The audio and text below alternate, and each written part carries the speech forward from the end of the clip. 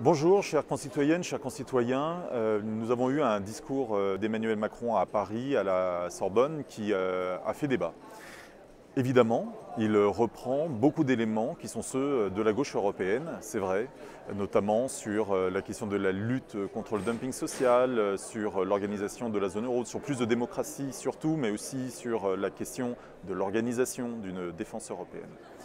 C'est une bonne nouvelle qu'un chef d'État français s'implique dans la construction européenne et nous l'avons tellement souhaité qu'on ne peut pas saluer ce volontarisme.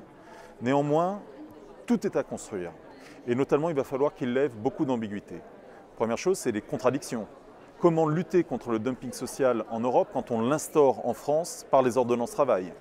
Il y a là quelque chose d'illogique, de rentrer dans une logique purement libérale en France pour dire qu'on la combat au niveau européen. Deuxième élément qui est fondamental aujourd'hui, c'est le fait que pour pouvoir réaliser ce qu'il souhaite, la stratégie qu'il a entrepris d'avoir est mauvaise.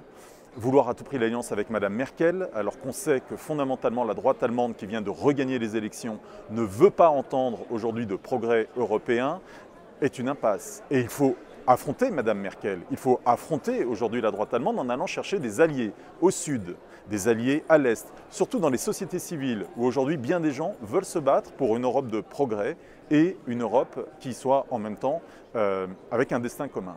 Alors, nous serons évidemment sincères en appuyant ce qu'il faut appuyer, mais nous serons aussi extrêmement vigilants et surtout, nous voulons que les mots se transforment en actes. On a trop vu sur un certain nombre de sujets que souvent il y avait de belles paroles, mais qu'il y avait peu de réalisations. Je prends un exemple, la taxe sur les transactions financières par exemple.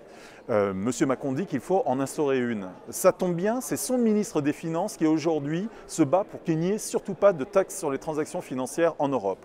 Donc il faudrait qu'il puisse donner des ordres à son ministre des Finances pour que cette taxe sur les transactions financières au niveau européen puisse se réaliser. On ne peut pas mentir sur l'Europe.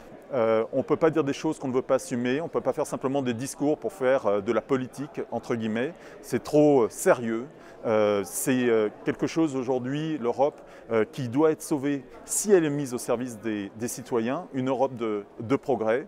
Alors, Monsieur Macron, maintenant, des paroles aux actes.